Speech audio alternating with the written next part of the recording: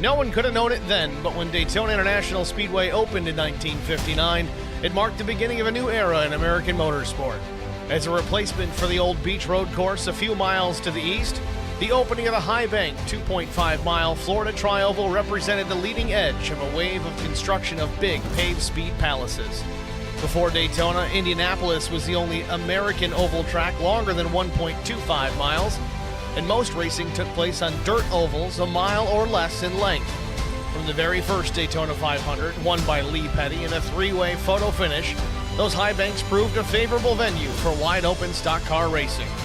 Daytona kicked off the growth of NASCAR as we know it today.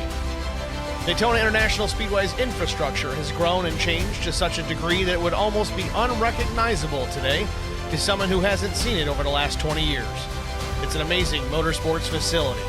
But one thing hasn't changed over the past 6 decades. No driver can consider his or her career complete without notching a victory at Daytona. From Dale Earnhardt, who captured the 500 in '98 after coming so close so many times, to 14-year-old kart racers whose racing resumes are just beginning. A victory at Daytona is a mark of distinction. Tonight, it's the Downrange Transport Premier Series Nexus Designs 150. And it's next on HBR TV.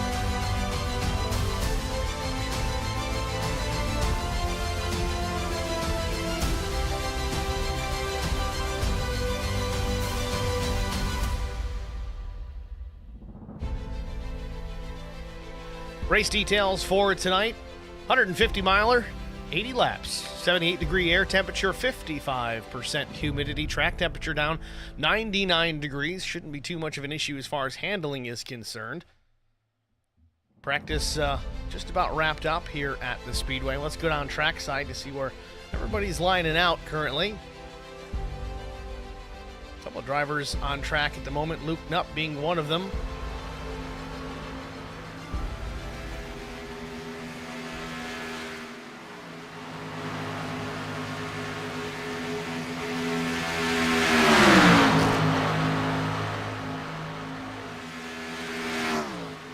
Max Wobble's the fastest thus far.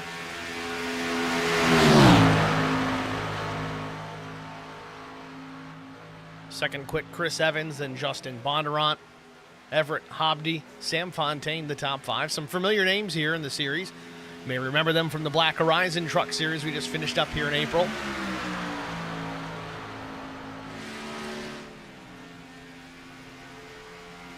About a minute remains in the session. Jump right into qualifying.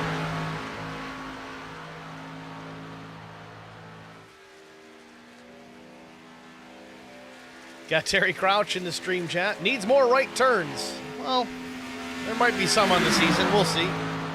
Captain Fronto, let's go. Thanks for checking in.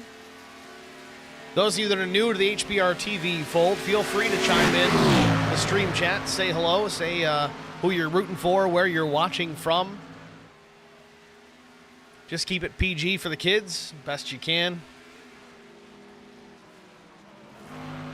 Now, mind you, this is kind of an off night for us typically here on Fridays. We don't have any broadcasts lined up. This is a tape-delayed broadcast. We're going to broadcast it as if it's live, though.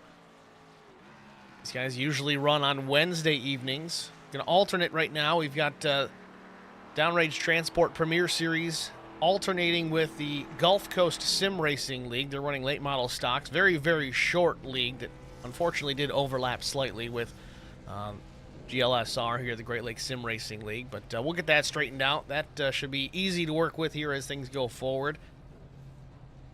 Couple of tape delays to deal with here and there. Not the end of the world.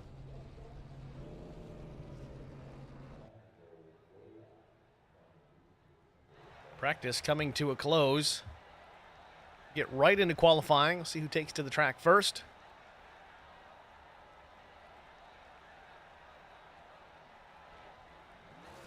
Kyle Carroll, it appears, is going to be the first to roll in the number 8 machine.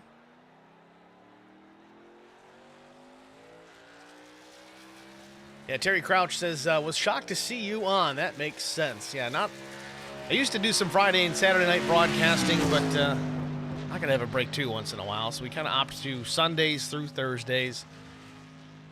We'll make some exceptions once in a while for Friday or Saturday when I got to, but it is what it is. As Carroll actually gets real loose on exit here on his out lap, not even up to speed yet on the flat.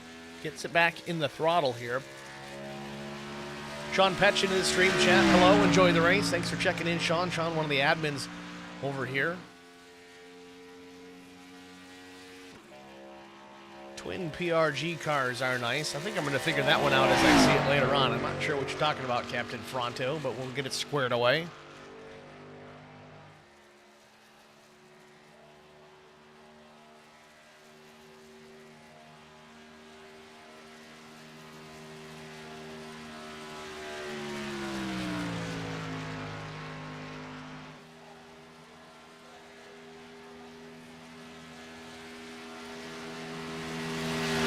Carroll takes the green flag, lap 1.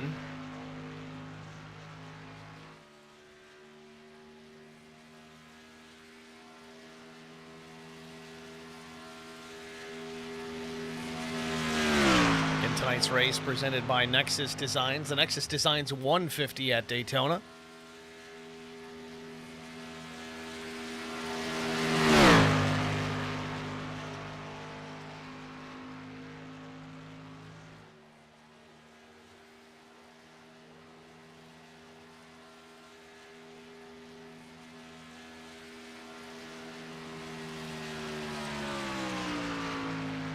First lap for Carroll, a 59.10, puts him third quick for now.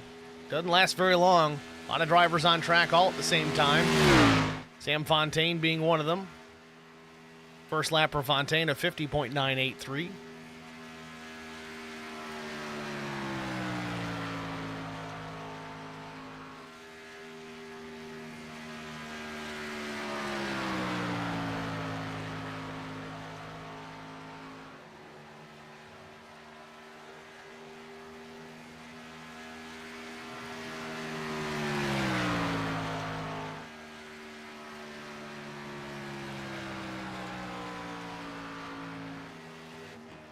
Top two times are Diego Sainz in the 29 of Midkiff, 50.41.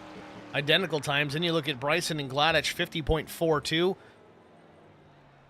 Third and fourth.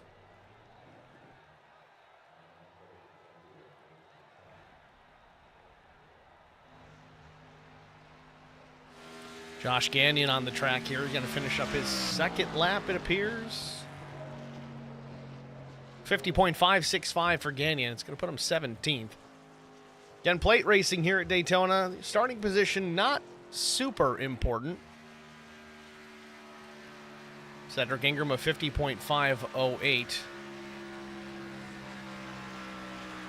First lap negated for one reason or another. Justin Bonnarott through the tri-oval with the familiar number 11 Monster Energy colors, 50.490, puts him into the top 10. Is going to start 9th. Diego Sainz still your fastest. Blaine Sparling, a new name here in the series, the number 59, 50.532 the first lap. Red Sim design on the side of that machine and the hood.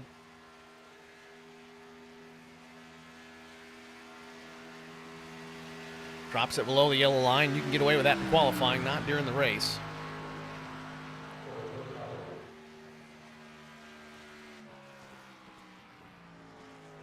Sean Petchin. Bondo killing the ignition at the line like a pro. Got to get that final plug check out of the way. Sam Barnes on the track. 20th his first time by the number 22 machine. 50.576. 21st thus far.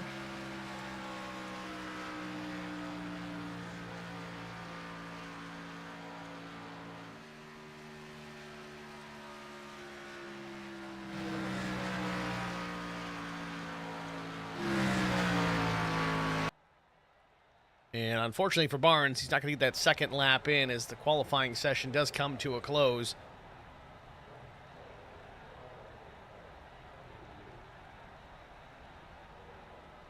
Field is already starting to get gridded up. So with that, let us take a look here at our starting grid.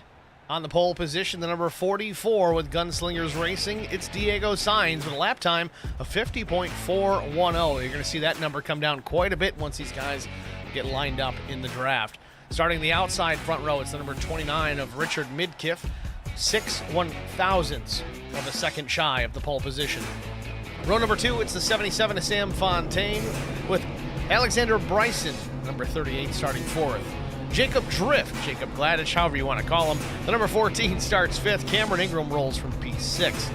7th starter is Andrew Miller. 8th goes to Tristan Lattiser in the number 23. Starting in the 9th position, it's the 2 of Jason Dalton. Luke Nupp's going to roll from P10. Justin Bondurant in the 11, starts 11th. Lucky numbers for Justin Bondurant here tonight. We'll see if he can make it pay here at the end of the race. Sean Petchin starting 12th.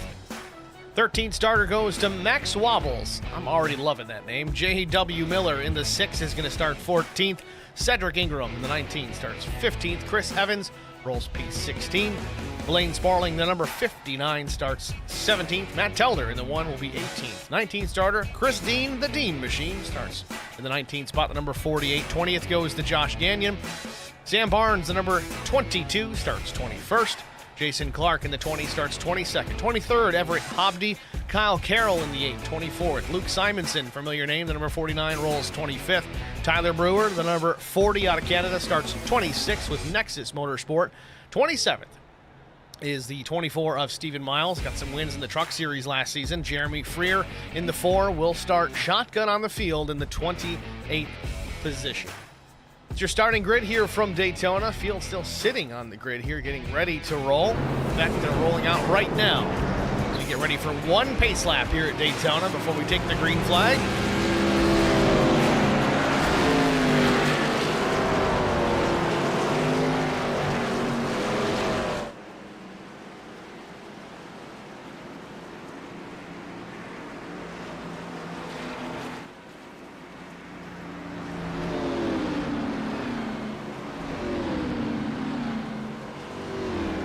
Again, taking a look at the race information tonight. 80 laps the race distance, 150 miles.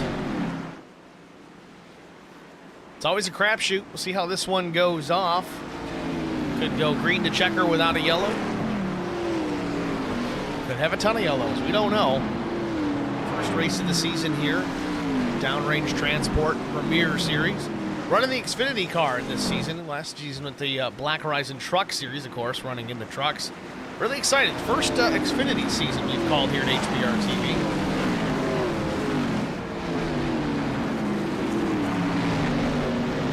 Definitely thank you guys for jumping here in the stream chat. I know it's tough when we can't broadcast these things live, but glad we can get it done here for you on the tape delay.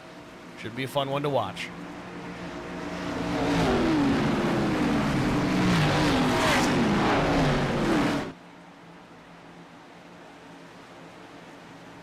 Out of turn number 4, pace car lights are off. It's going to peel down into pit lane here in just a moment. We will be racing here in just a few seconds. Field entering the tri-oval right now. Barney the flagman with the green in hand. We're underway.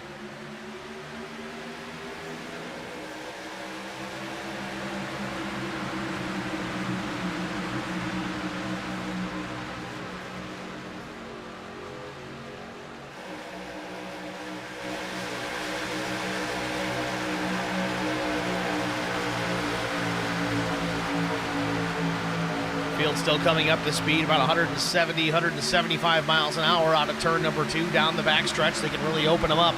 29 and Midkiff goes to the lead here just by a slight margin. Has enough room to come down. He doesn't. Oh, but contact with the High Rock Vodka Camaro puts him in the fence. Diego Sainz goes to the point. We stay under the green flag.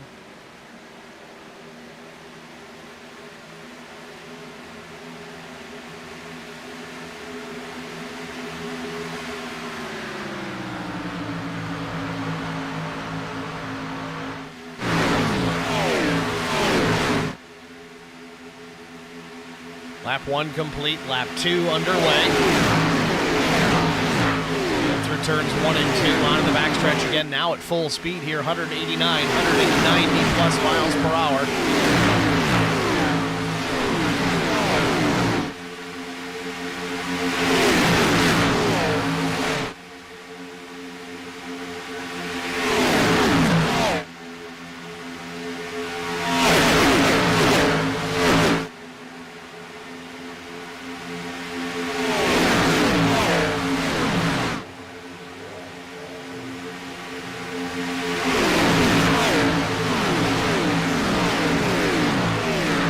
Sainz maintains the lead here with the 38 of Alexander Bryson on the back bumper. Top side, you've got the 23 of Tristan Lattiser. A little bit of help coming from the 15 of Luke Knupp. Not enough help just yet, but again, it's still early. Only 3 laps in. We've got 80 to settle it here tonight at Daytona. I say tonight. It's tonight in real life, but it's daytime at the track. Nice switch. A lot of guys tend to run these night races. Good to see this one run here in the afternoon sun.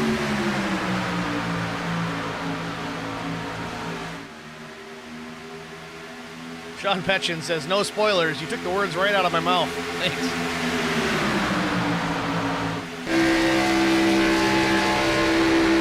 Riding on board with Diego Sainz.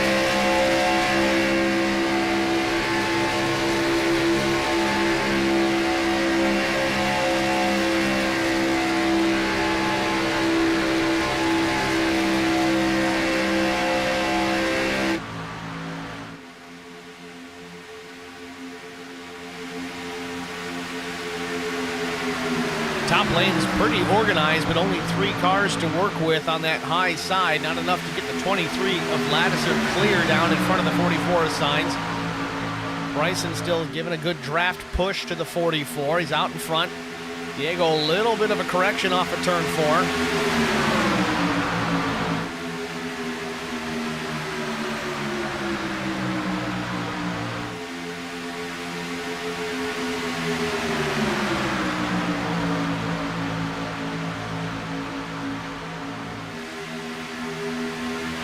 5 laps in already. Everybody trying to get lined out here. Still 2 by 2. You're going to expect to see that for the better part of the majority of this race. But looks like the 23, Tristan Lattiser, might have gotten shuffled out. He slips back into the 8th position as the 14 of Jacob Drift goes on by.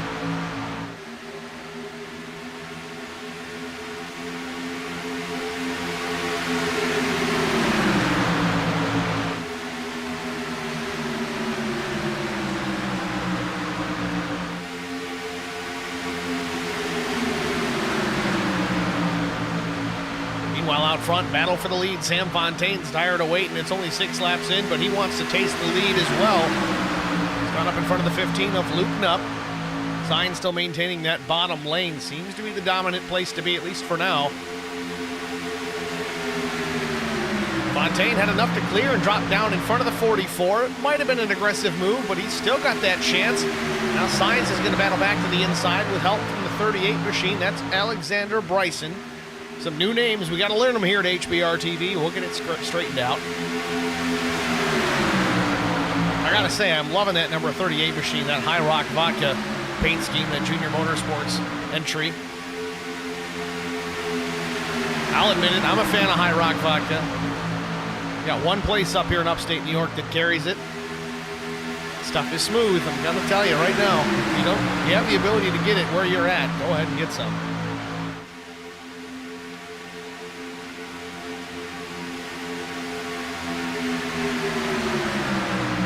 Top 6 under a blanket down the backstretch. You could probably make that top 8, top 10.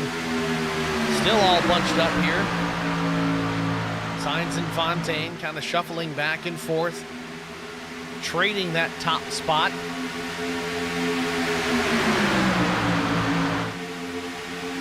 Back to the stripe. Fontaine's going to lead this one. Lap 8 goes up on the board.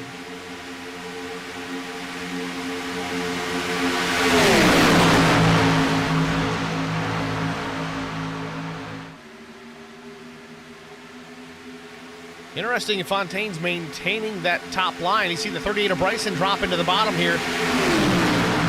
Doesn't like the smell of what's cooking here at the front of the field. He's going to drop down to the apron, try to slide back behind this group before they enter turn 3. Somebody makes some room for him. That was cool to see. It might have been Kyle Carroll that opened up the position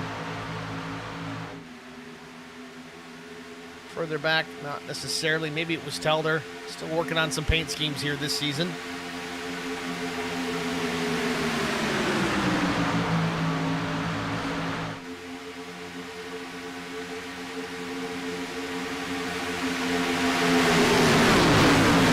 Like that, things have changed. The 77 of Fontaine finally drops down in front of Diego Sainz. Now Luke Knupp battling for the top spot on the outside. Something we kind of see very commonly here at Daytona, even Talladega. It seems that you can make a run on the high side for the lead if you've got the help. If you're organized in that nice straight line, you can draft on by the leader. I've made the analogy, it's kind of like a Pez dispenser. The cars are the candy, and the guy behind the leading car in the outside lane is pushing that car to the lead. It drops down in front of the former leader, and then it's the next guy in line in that outside line. Well, eventually, you keep doing that, you run out of candy, or cars for that matter, and the outside lane just gets weaker and weaker as you go. So the temptation to drop down and take the lead from the outside lane is there, but if you don't do it, you can kind of maintain your position there towards the front of the field. May not necessarily be in the lead as where Luke Knupp sits P3 right now, but it's still not a bad strategy. Plan that pass for the lead to drop down to the low lane when it really matters. 10 laps into this 80-lap race, not the time to be too concerned with it.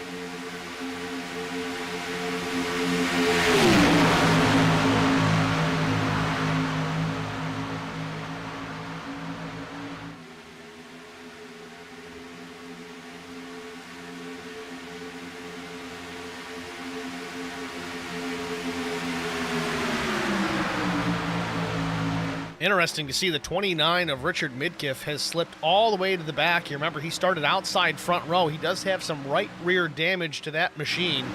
Not sure what has caused that. Maybe some contact early on. We did see a little bit of an oopsies on lap 1 with some drivers. Could have been where that damage came from, but he certainly lost the draft and was sliding back. Far off the pace. Last lap of 52.95. The leader's running 47.9.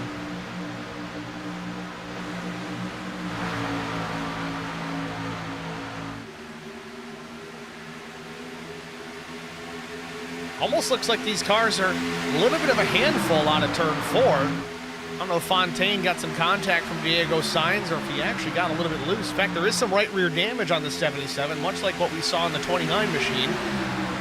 Sainz with some drafting help in the back. Pushing Fontaine at the moment, but I think if Sainz is able to pull out to pass and the 5 goes with him, as we see that happening right now, I don't think the 77's got a chance with that right rear damage. Everybody going to the high side to avoid the 77 at this point. Sainz back to the point, down the back straightaway. Cameron Ingram in the 5. Tucks in behind.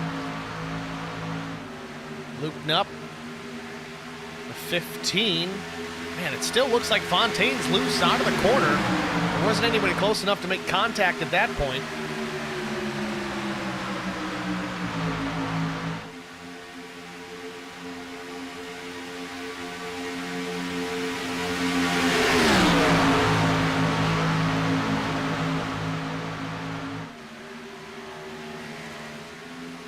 Leaders out of turn number 2, 13 laps in. Diego Sainz, Cameron Ingram, Fontaine, Knupp, Gladich, the top 5.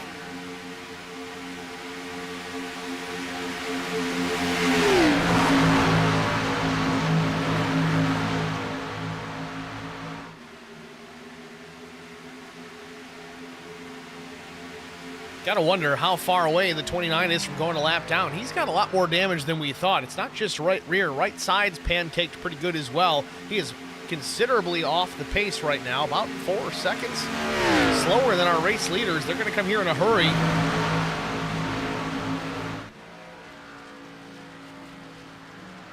Midkiff trying to take the high side here, but these leaders are going to bear down here quickly. Here they come.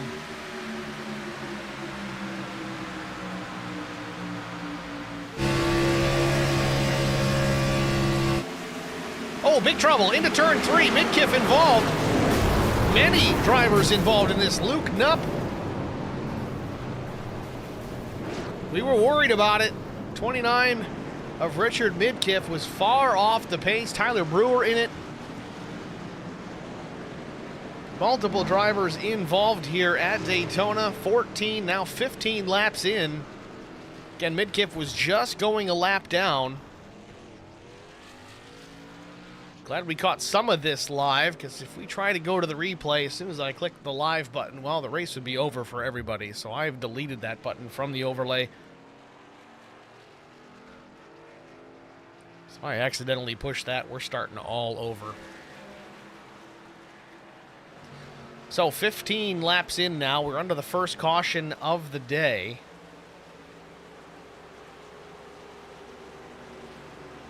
And for some reason, it says the 0th caution. I don't know why it does that. But all you got to know is we're under the yellow flag. Pace cars on the track. Diego Sainz, your race leader. Cameron Ingram, Sam Fontaine, Justin Bondurant, Jacob Drift, the top 5. I'm curious to see if anybody opts for pit lane here. Certainly nobody needs tires per se. They might take them just because they can. Could be an opportunity to top off the tanks. We'll see. Looks like Bondo's going to look. Fontaine, too. Yep, Diego Sainz is looking in his rear view, and he's like, yeah, I should come down here. Let's hit pit lane. Let's make this happen. Everybody back to Sam Barnes, Steve Miles, Alex Bryson, to the whole field coming down, actually.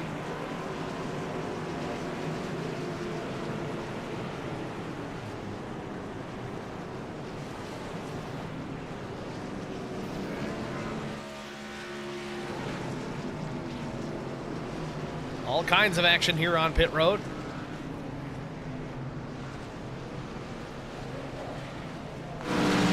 Bitkiff leaving the pits. Still with some damage.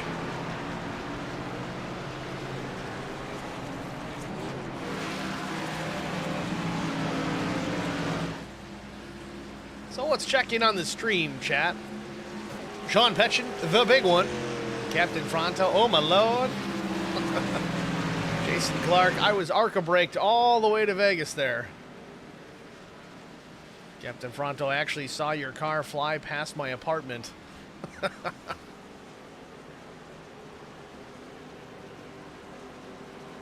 If nothing else, these guys are comical. It's a good thing. Sam Barnes says the mission was to survive. Mission success. Those of you that weren't in this race, a bunch of the drivers that were in the race are currently in the stream chat making comments about this particular event. Certainly trying not to spoil things. It's kind of the cool side of doing a tape-delayed broadcast is a lot of times you get the drivers into the chat more so than you would during the live event because everybody's got the focus face on. Josh Gagnon, who did stay out to try and lead the lap, he's going to hit pit lane here now. Probably going to take a penalty for not coming down unless, I don't know, we'll see. Captain Fronto says, that's my fault. I don't know, I think you're good. I don't think you spoiled anything, honestly.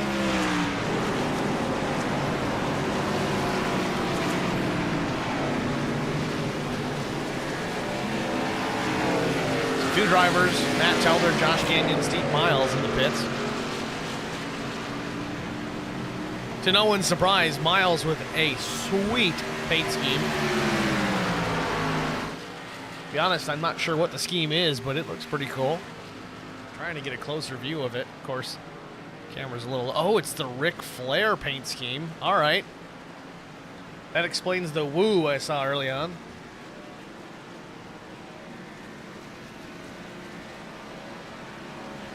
Is this the Ric Flair CBD gummies or THC gummies? I don't know what it is. Ric Flair does have his own line of that, though, interestingly enough.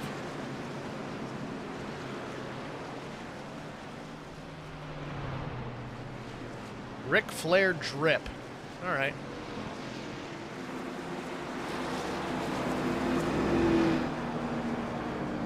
Sam Barnes says, what's your favorite paint you're seeing out there with GSLR now running the Xfinity Series? You know, I haven't seen enough to know for sure yet, but I'll come up with one before we're done. Captain Fronto should be fired for not knowing how to pit. Says, yeah, I'm okay with that. I deserve it. I don't know about fired, but maybe a slap on the wrist. So it looks like we're going to try this again. Pace car is going to pull off, almost loses it on pit entry. Brett Bodine better get his act together. Green flag in the air. Back racing from Daytona.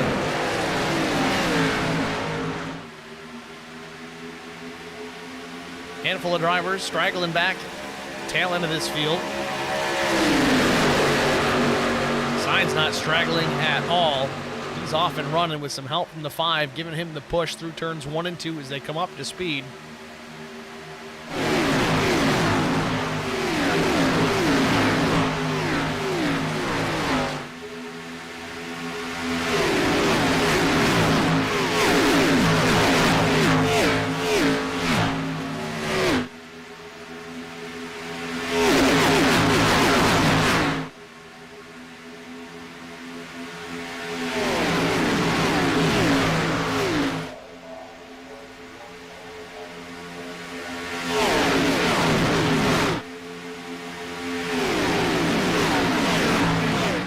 Big thanks to Whiplash Sim Cams for their custom camera pack for here at Daytona. If you need a custom camera pack for your broadcast, be sure to check those guys out. Andrew Cardinale out at Whiplash Sim Cams, also of Pit Stop TV. He's a busy guy, but he puts out a good product.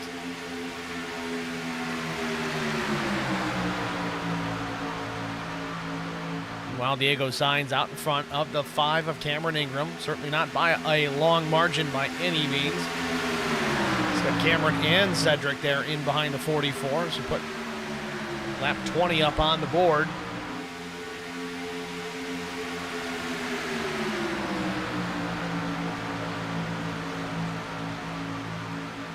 So Diego Sainz and Cameron Ingram.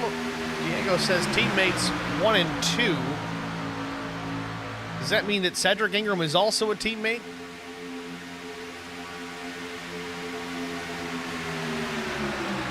Tough to say, but man, Cameron Ingram right to the back bumper of the 44 as they enter turn 3.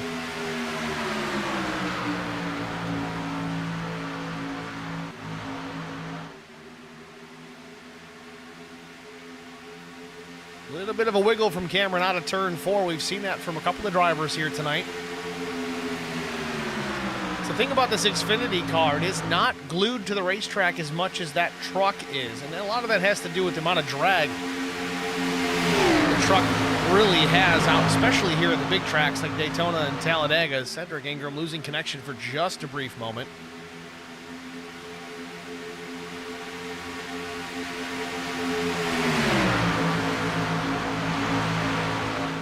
So the top 3, all teammates, it seems, based on the stream chat information here. All Gunslingers Racing.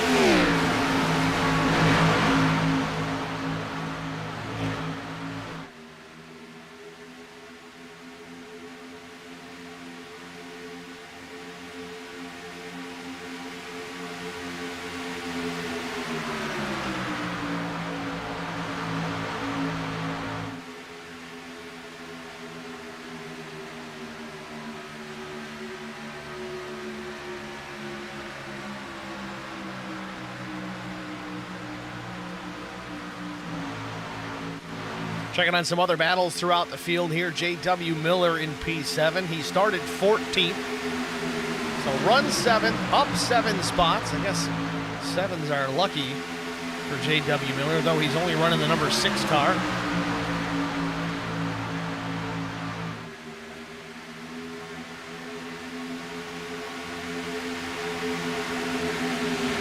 Sean Petchin worked himself up into the 10th spot here, started P12. New colors on the number 69 machine, Circa Resort and Casino.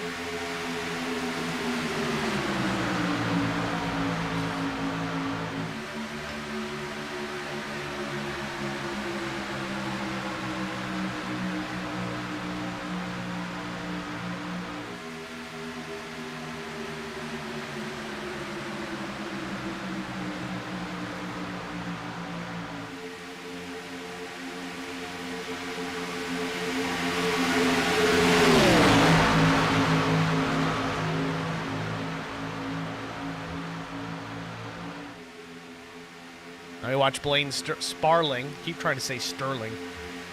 Blaine running in P7. He's actually having a really good night so far. He started 17th, so he's forward 10 spots. There's a lot of drivers really in that same category. Josh Gagnon, Sam Barnes, Everett Hoppy, Steve Miles, all up 10 positions from where they started. Bigger movers, though. Matt Telder, Cedric Ingram up 12 spots thus far. Oh, man, almost contact there. I thought Jason Dalton was going to come down and collect the 59. caught it right away. Now we got a battle for the second spot, 3 wide into turn 3. Their brothers Ingram, now they got Fontaine topside. The 2 of Dalton's going to push the 77, or is he? He backs off just a bit, not close enough to give enough of a push with the only 2 cars on the high side. Middle's a little bit better than the outside. The bottom is king right now. More cars, but not really tight. Not organized. See mid 29 machine on the bottom of the apron now opting instead of the high side. That didn't go well the first time.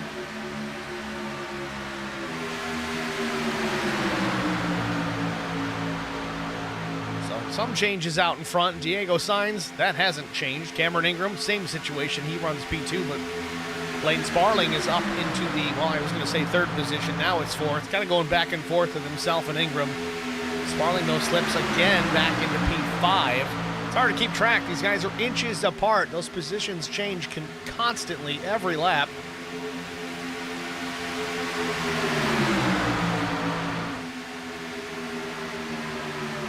At the stripe here. The 19 gets shuffled up topside, maybe intentional, maybe not. I don't know if he's just opting to go back. Doesn't like what he's seeing. Again, it's still very early here at Daytona.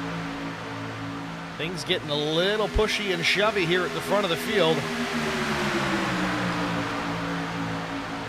Again, still some pretty significant rear end damage to the 5 of Cameron Ingram. You see it there. We'll jump on board with the 59 of Blaine Sparling. See how it looks from his onboard camera. You see just ahead. We'll go to the nose cam.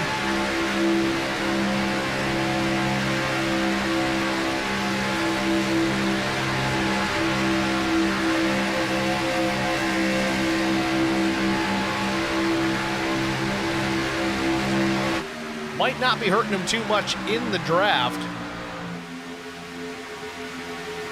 It's just going to depend on if that rear spoiler is pushed up. Reduce a little bit of downforce, maybe increase the drag. We'll see if the 5 can get it in the wind at the point, get around the 44 of Sainz. Diego definitely showing his strength here in the super speedway.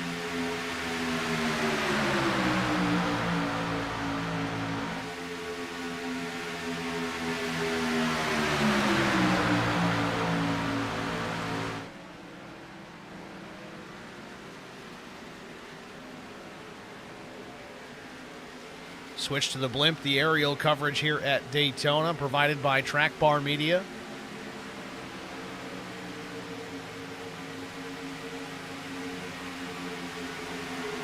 I gotta say, though, we've talked about it already a little bit here, comparative to the Truck Series. These Xfinity cars do not seem anywhere near as stable as the truck. Certainly more of a handful to get around this place, even on the high banks at Daytona. Ingram tucks into the 44 here down the backstretch, still side by side with the 1 of Matt Telder.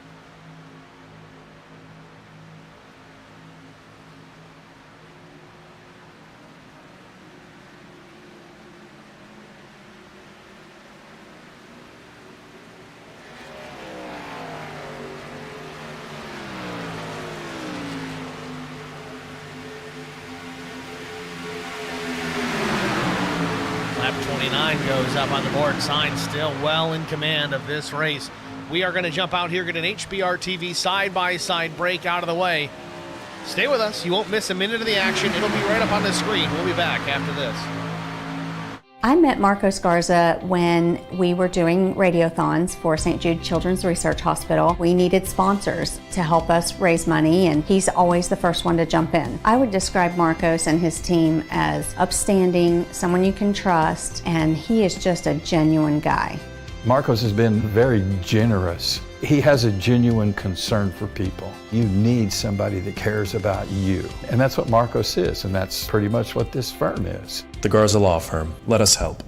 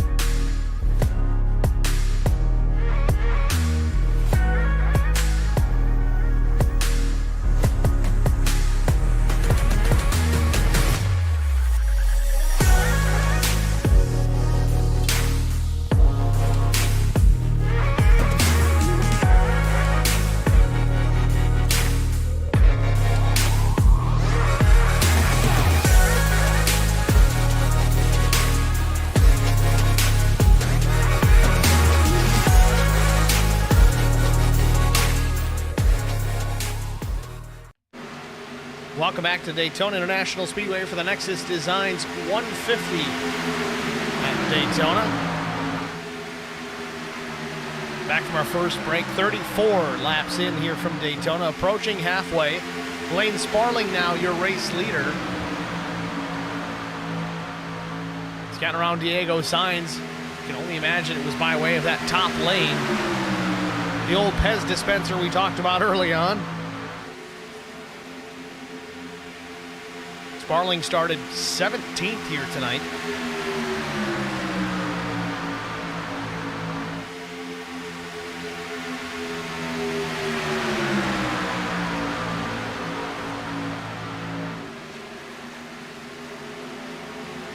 Well, let's give it a shot here. Let's try and go through the field the best that we can. Try to get a look at all these fresh paint schemes here in the Xfinity Series.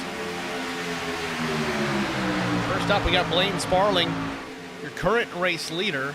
For how long, we don't know. We shall see. Sparling running the number 59 red sim design machine. Diego Sainz running in P2. Flames ablaze on that 44. Matt Telder to the outside, the number 1 machine. Looks to be sponsorless, at least for the time being. Justin Bonnerant in the familiar number 11 Monster Energy machine.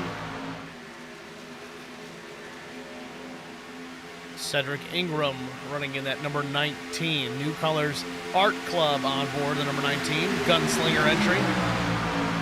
Cameron Ingram in the 5. I'm kind of partial to this car, and it sounds like a silly reason, truthfully. It's just that number 5 font, very reminiscent of the Hendrick Motorsports number 5. I just like that. It's sharp, looks good. J.W. Miller, we talked about him early on in the 6 car. Northern Tool and Equipment. Sam Fontaine, the number 77.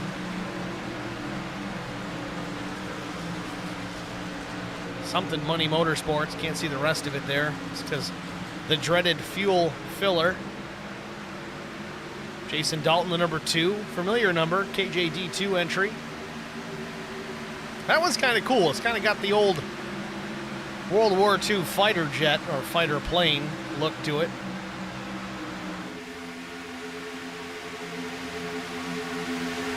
Sam Barnes in the number 22 machine. It's a Mission 22. That's another thing. He's got another look like a fighter pilot or fighter plane type paint scheme. That's pretty cool. As the one drops down out of line. Trying not to miss everybody because these guys are jumping around so much.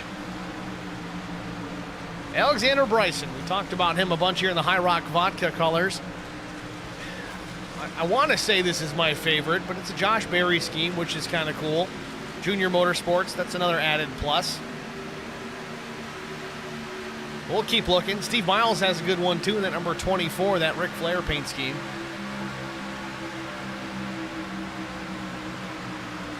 Josh Gagnon, the number 79 out of Reno, Nevada, the PRG Gear Ford Mustang. It's a good-looking car. Sean Petchen, same thing. We talked about him early as well in the Circa Resort and Casino in Las Vegas, the number 69 Ford Mustang. That one really pops. A lot of gloss on that paint scheme. It looks sharp. That's certainly in my top 3. Good old Jacob Drift, the number 14, sporting the old Tony Stewart Burger King Drift King paint scheme. That's a pretty cool spin. I like that. There's some creativity there. Chris Evans in the 00 Valvoline. Can't ever go wrong with those colors. Red, white, and blue kicking in. Everett Hobby, the number 32. Phillips 66. Chris Dean, the Dean Machine, the number 48 KJD2. Spicy schemes. That one looks spicy. Andrew Miller, the number 29/74. Now we are on a tape delay, and unfortunately Trayton Paints will load whatever paint the driver is currently running at the time that I load the session. So this may or may not be the colors that he ran on Wednesday night, but nevertheless, it is what it is. Jeremy Freer, the number 4 Liquid Death. It's just water, guys. It's fine. Still a good-looking car. Kyle Carroll running in the number 8. That one's A little worse for wear, but man, give him some credit for staying out there and continuing to run this thing. Some damage. Looks like a modified right now, that number 8 PRG gear Ford Mustang. Luke Simonson, number 49, Blue Advantage. He's having a rough go of it as well. Richard Midkiff, number 29 Machine. Again, some damage early on. He was involved in that first caution. Tyler Brewer, the Pro Sim West, number 40. Also with some damage as he's going a lap down. Giving it his all. Tristan Lattiser, number 23 out of Alexandria, Ontario.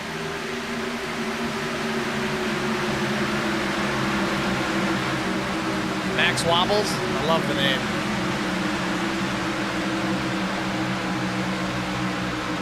Just hope he can hold the line. With a name like Max Wobbles. Oh, a little bit of contact between the 99 and the 4. More contact. The 4 might be going around here. Oh, big time trouble. Do we get a caution out of this? He just exits to pit lane here. I think we stay under the green flag.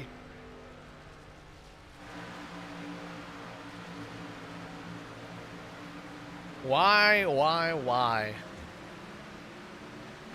Well, it is what it is. We got through the field, just about. Well, we had a major incident there. Stayed under the green flag, though, as the 19 of Cedric Ingram now your race leader, with the 5 of Cameron Ingram off the back bumper. These two are going to work together here.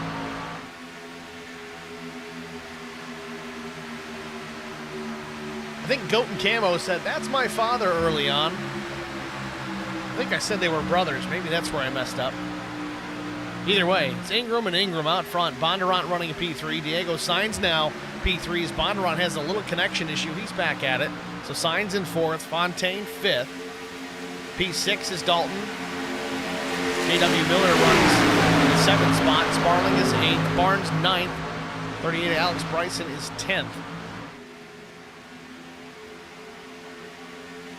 2 laps past halfway, about to put lap 43 up on the board.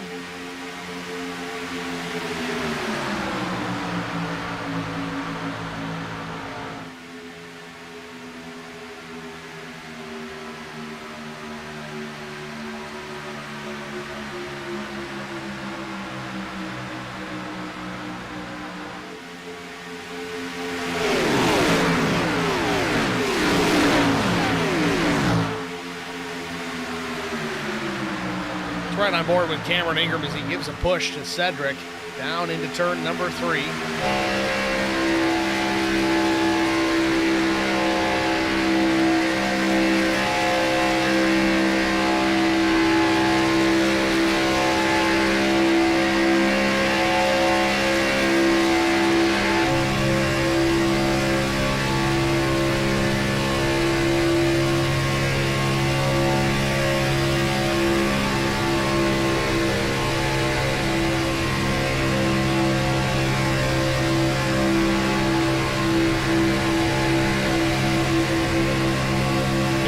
Slides to the outside, making a move down the back straightaway here for the race lead. Side by side, they drag race down into turn 3. Diego Sainz topside pushing the 5. The 11 of Bondurant pushing the 19.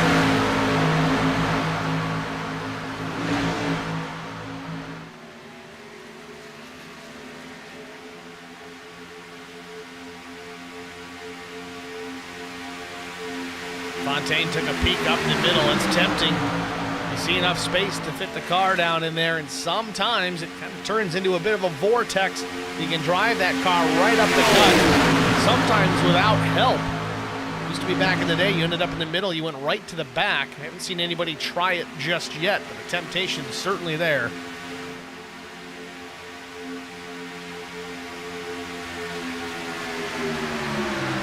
Cameron Ingram to the point by a few feet, maybe, into turn 3. Sainz giving the 5 the push. Cedric on the bottom with Bondurant giving him a push. The 48 of Christine coming into the picture here. Sam Fontaine too far back from the 44, not able to help.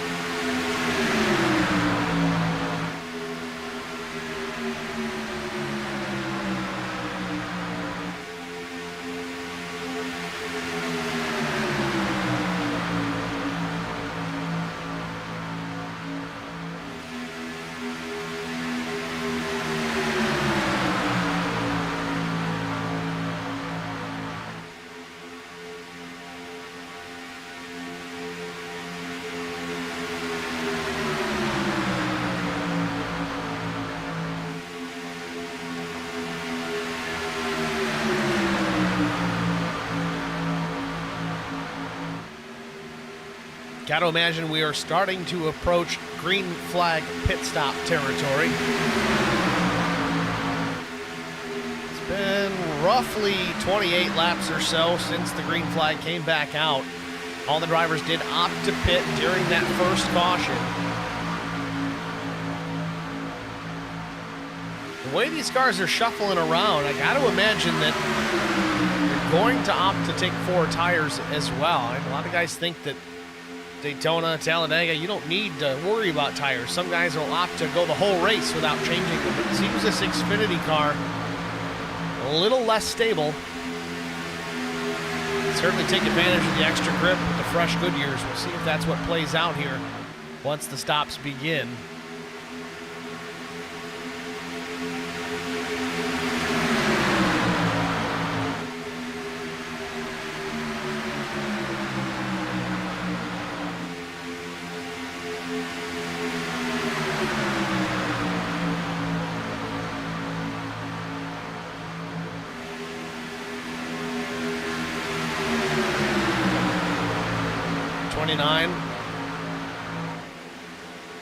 Richard Midkiff on the high side gets through no problems this time.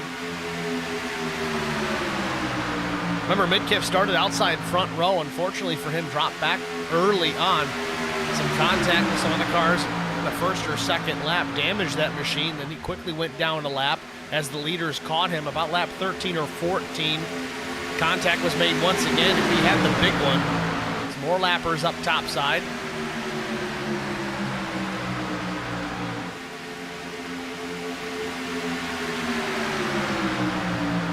Top 8 seem to be in their own zip code right about now.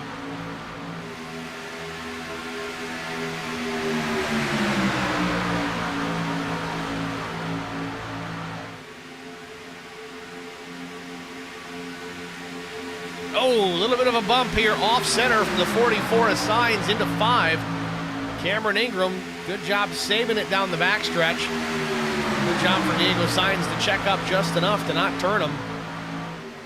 Outside line losing a bit of momentum now. The 19 of Cedric Ingram out in front. Justin Bondurant now into that second position without any challengers to his right side. Chris Dean tucks into P3.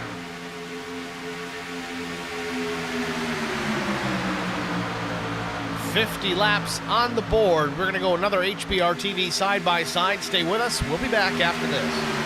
I met Marcos Garza when we were doing radiothons for St. Jude Children's Research Hospital. We needed sponsors to help us raise money, and he's always the first one to jump in. I would describe Marcos and his team as upstanding, someone you can trust, and he is just a genuine guy.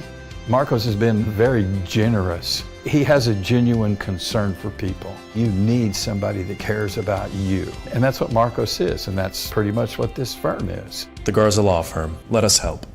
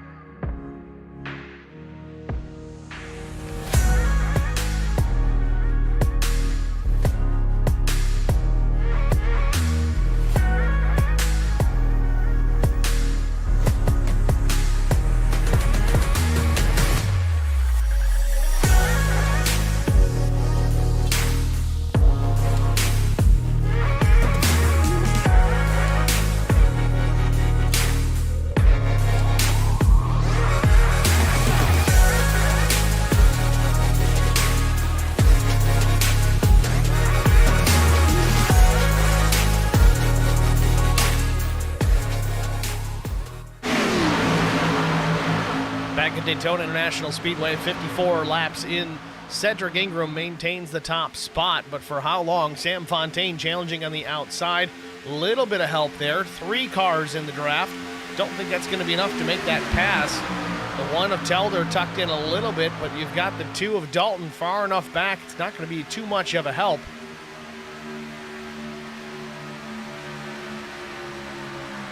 Bottom lane, the place to be if you're out in front.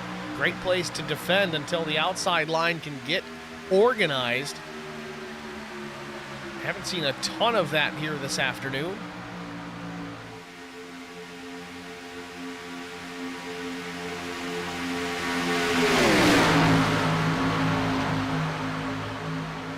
Telder took a peek to the outside of Fontaine, whether it was intentional or not, maybe trying to get some fresh air on the nose of that machine to keep it cooled down.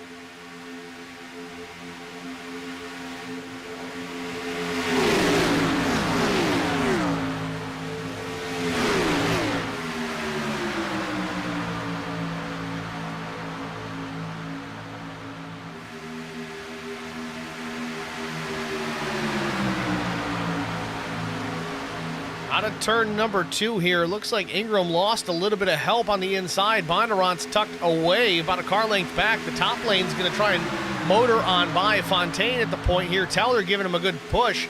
That whole top lane managed to get in front of the 19 there just because someone backed off drafting with Ingram.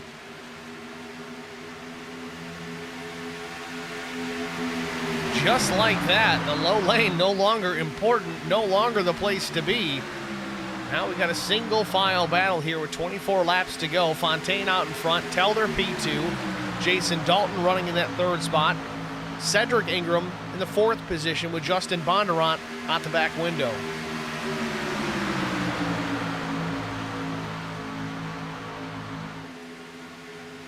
It's right on board with the 77. See what it looks like looking back.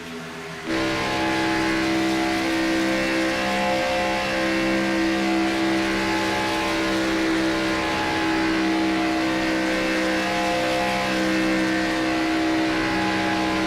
see a little bit of nose damage, that left front of Telder's machine. Telder's going to duck off into pit lane.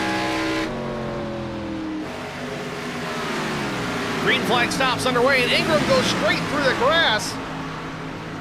That's not a good way to get through. Hopefully he's got enough fuel to get back around, but this is going to cost him a ton of track position.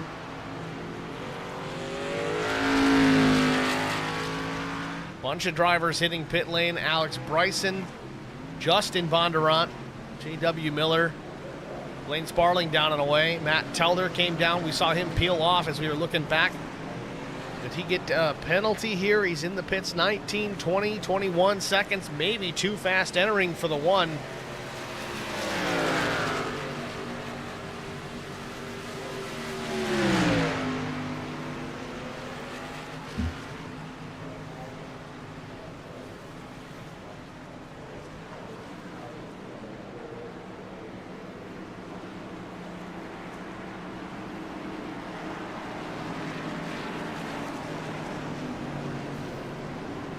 That is indeed the penalty. Matt Telder too fast entering. It's a 12-second stop. 52 seconds overall with the penalties. A tough break. Diego Sainz on the way back out. Green flag stops underway here. Final stops of the day with 22 laps to go.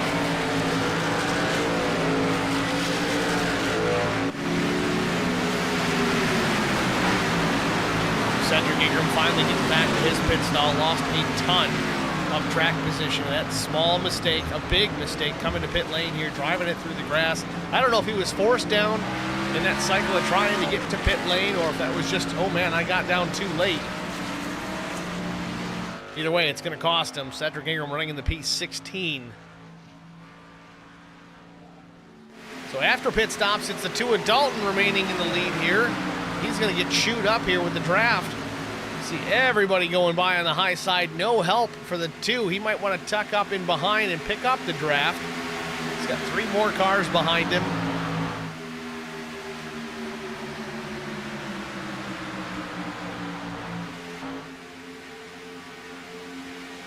So with 21 to go, I'm going to pick a favorite paint scheme. And I know this one is kind of redone here with another car on the track, but this one just looks the best in my opinion here. Off of turn number 2, it's the 2 with Jason Dalton. JJD2, spicy schemes. It's really sharp. I mean, a lot of detail too if you look at it. It's even got the rivets and the body lines like the fighter plane would have. Some thought and effort went into that one, and it looks pretty sharp.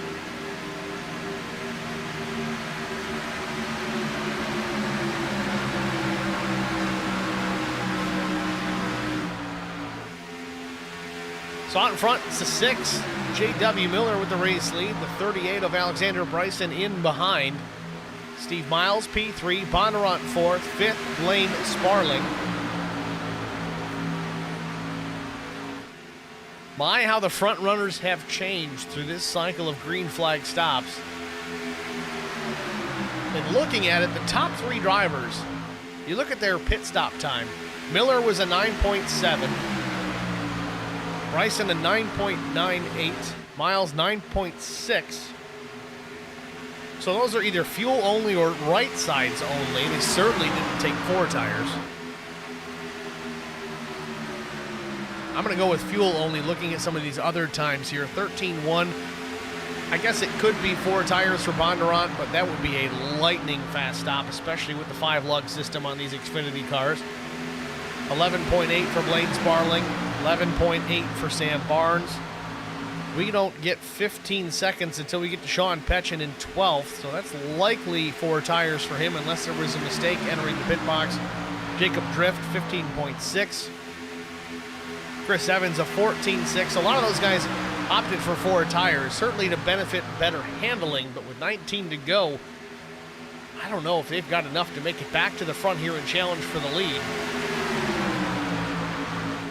All we can do is wait. The 6 of Miller with the race lead here puts 18 laps to go. Bryson looking left, looking right. Steve Miles, you got to wonder if he's going to go with him if he pulls out to pass. Bondurant would have a decision to make as well. Go with the 24, make it a 3-car draft and kind of hang out the 6.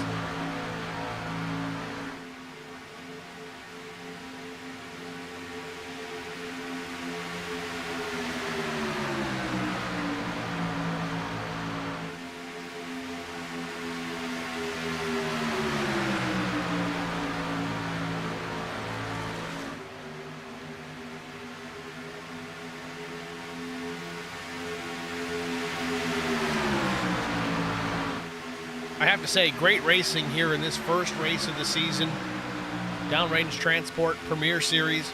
These Xfinity cars are not always the easiest to drive. Of course, Daytona can be presenting its own set of challenges. We've only had the 1 caution tonight.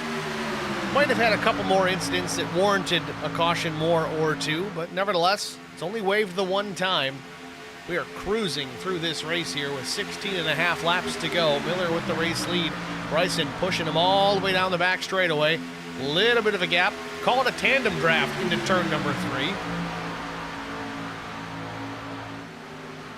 Steve Miles in the stream chat says the top 3 drivers at this point, all teammates. They made an excellent pit call. I'd have to agree for sure. Gamble a little bit on the strategy. Put yourself out in the front here, especially with teammates.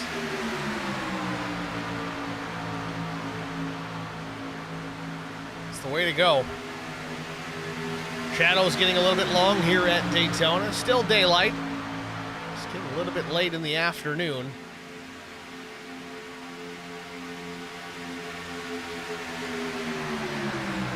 See the top 10 here grouped up pretty well back to Sam Fontaine. Fontaine running in the 10th position.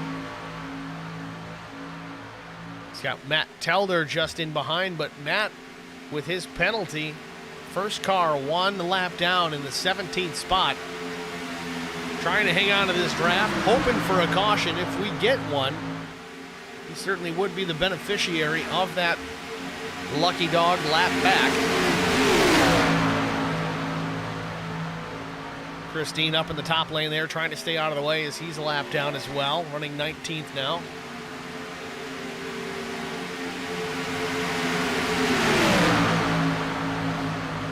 It's tough in a place like Daytona, especially you get those green flag stops. You really want to maximize your speed in and exiting pit lane. The problem is if you make the slightest of mistakes, it is magnified times 100. Look at Cedric Ingram, for instance, coming down pit lane, getting into the grass, not able to make his pit stop, loses all of that track position, still has to come back around to make the pit stop.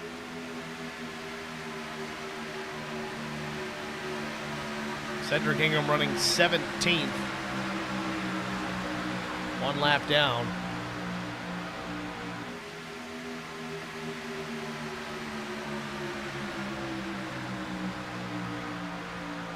Thirteen and a half laps to go. Miller still leads.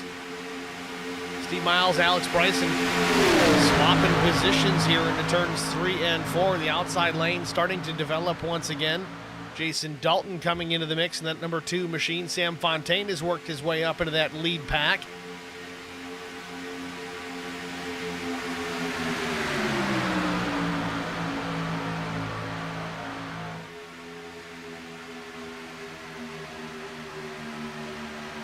I'll tell you, folks, watching this one right now, I know it's been clean for the majority of this race, but there's a storm brewing. I don't think we're done with cautions. It's just a feeling. Again, I try to stay out of the social media aspect of things as much as possible. I didn't spoil this one for myself. Again, I try not to watch these prior to doing the broadcast when I have to do a tape delay.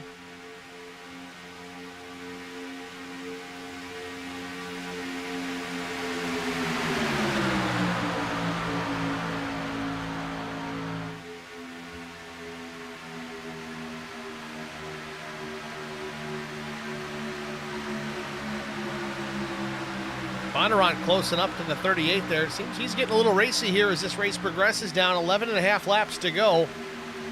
Don't count out the 11. You talk about the first race of the season last season with the Black Horizon Truck Series.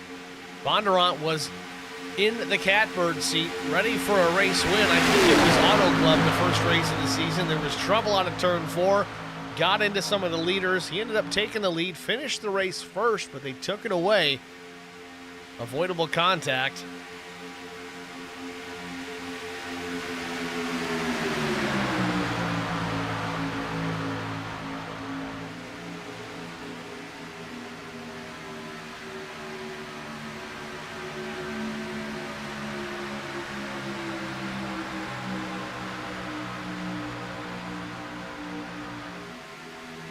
J.W. Miller still with this race lead. We've seen it time and time again here this afternoon. That bottom lane as the race leader, you're kind of in control of things.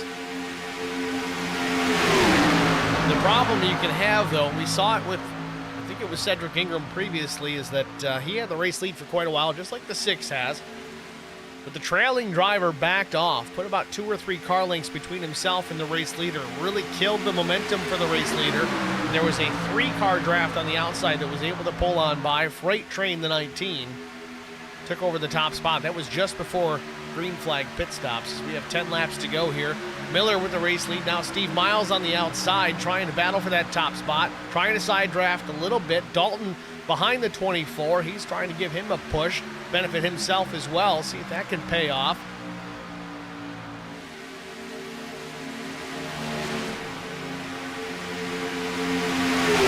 Miles, for a brief moment, considered dropping down to the bottom. Wasn't sure if he was clear. I don't think he was. Could have been a disaster if he opted to come down. Chose not to. Again, dealing with teammates here. At the stripe, Miller's going to lead it. 9 laps to go. Miles still on the outside. Some lap cars involved there. Tyler Brewer going down the lap again. Some cars in the fence just trying to stay out of the way. Bravo, guys, for trying to go up top and not interfere with the lead lap cars. I know it's tough sometimes at Daytona. 3 wide with a damaged race car can be difficult.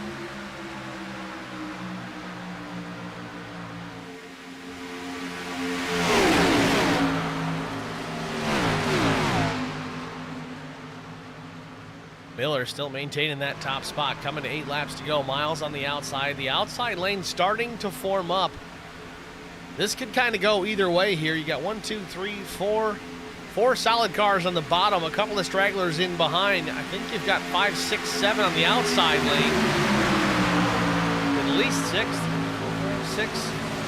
They get singled out one by one by one by one and tucked up bumper to bumper the best you can. That outside lane can just walk the bottom cars. Sounds easy if you just talk about it, but getting it done is a whole nother issue.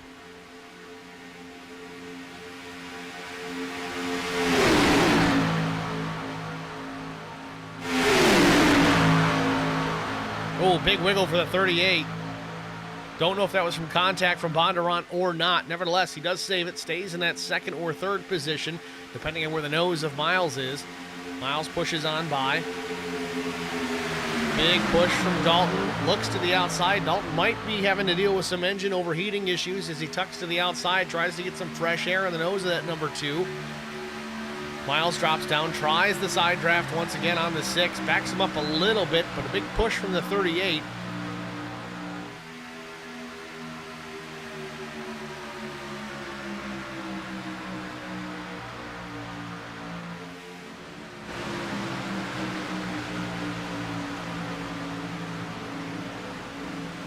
Gonna go 3 wide here. Miles in the middle, Telder on the bottom, Dalton up top. Oh, Telder just threads the needle, gets across the nose of the 24. Now Miles drops to the bottom lane. Miller now just a 2-car draft for the lead. This is not going to work well. Miles drops back down behind the 38 of Bryson.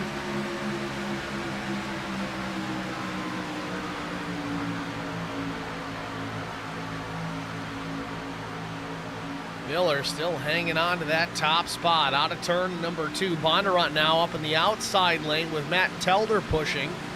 Then it's Dalton. Then it's Fontaine. The inside lane, Miller, Bryson, Miles. Then you've got the 59 of Sparling. Sparling a car length and a half back. He's going to catch a run here out of turn 4.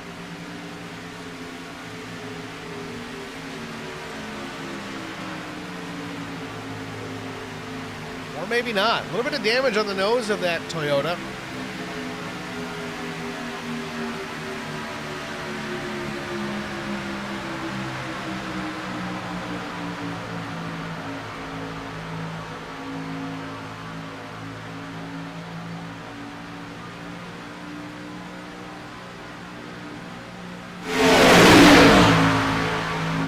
Surprise with the static cameras.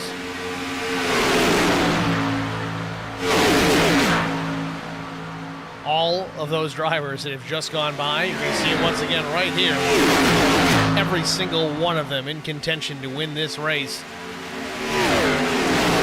Coming to 4 laps to go.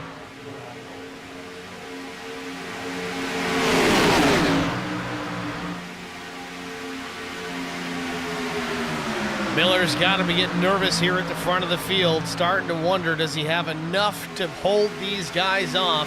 Less than 4 laps to go for the 6. Out of turn number 2. Alex Bryson still on the back bumper. Then it's Steve Miles. Lane Sparling in the 59, then the 44 of Diego Sainz was so strong early on. Outside lane, Bondurant, Telder, kind of all by their lonesome at the moment. Nobody really helping those two on the high side. Sparling was thinking about going up top. Now he finally does. Dalton crosses over here. He jumps to the bottom. He's going to go to the inside here to pick up the draft from the 24 of Steve Miles.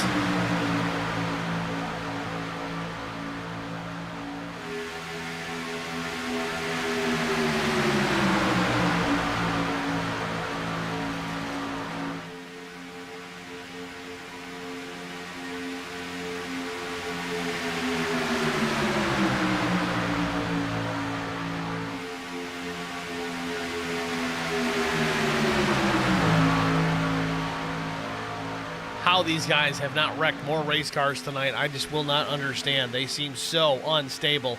Out of turn number 4, coming to 2 laps to go. J.W. Miller with the race lead.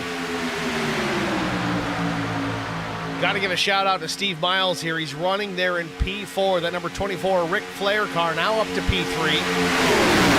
He's up 24 positions. Started 28th here this afternoon. 2 laps to go, trying to make it a come-from-behind win.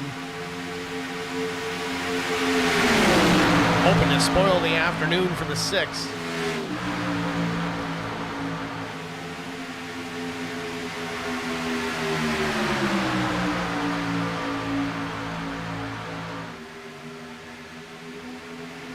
Here we go, folks, out of turn number 4, looking for the white flag. Things are about to get interesting. Miller with the lead at the stripe. Will he lead it the next time by? Steve Miles with a big run down into turn number 1. Justin Bondurant giving the 24 a push. Telder there as well. Outside lanes got some help. Bottom lane disorganized. The 6 and the 38 together. Dalton not quite close enough. Fontaine not quite close enough. Down the backstretch for the final time. Miles now with the race lead. Does he come down? Not quite clear. He's going to stay in the draft. Plenty of help up top. Does the bottom side get reorganized? Can they make this work? Miles to the point. Miller trying to battle back to the inside. They're out of turn 4 for the final time here at Daytona. Race number 1, the Nexus Designs 150. Steve Miles gets turned at the stripe. He's still going to cross it first. He takes the checkered flag, and we got another massive wreck. Post-race, after the checkered flag, looks like Miles is going to win it. The 6 of J.W. Miller is going to finish P2. Bryson, Bondurant, and Sainz, the balance of the top 5.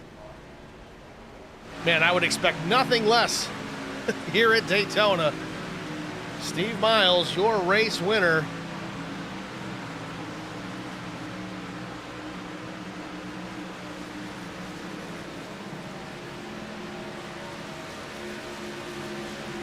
What a finish.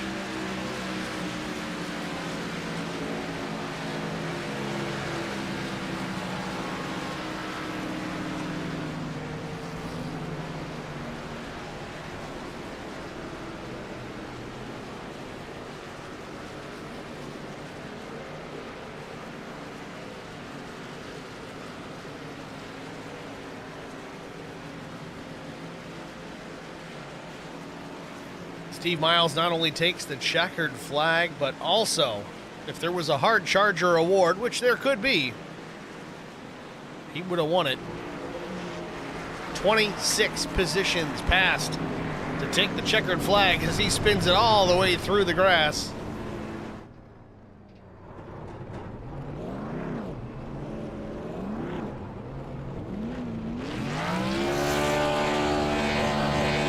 Beautiful celebration here in the Tri-Oval.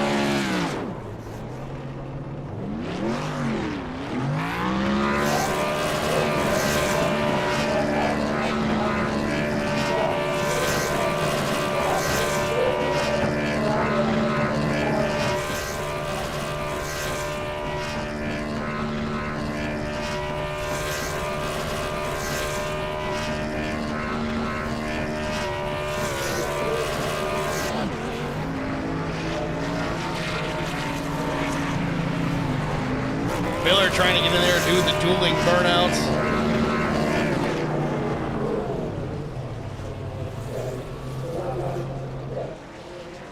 What a race here from Daytona. So that settles it. Steve Miles with the last lap pass as he's getting turned. Takes the checkered flag. Let's take a look at it one last time. Slow it down here. The 24 miles on the outside turns off the nose of the 11 of Bondurant. He gets to the checkered flag first.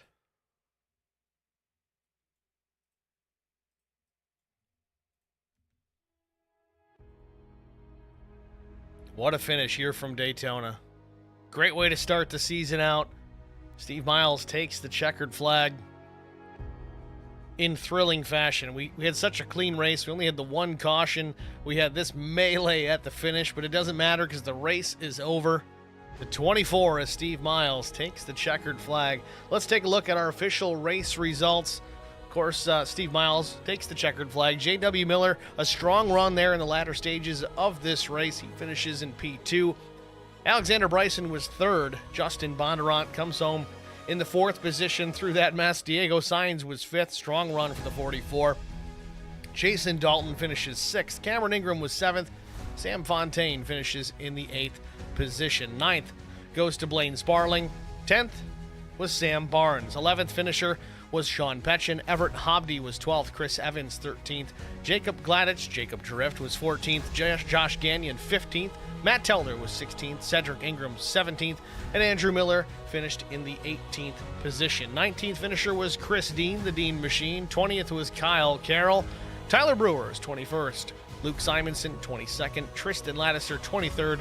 Richard Midkiff 24th. Jeremy Freer 25th. Max Wobbles 26th.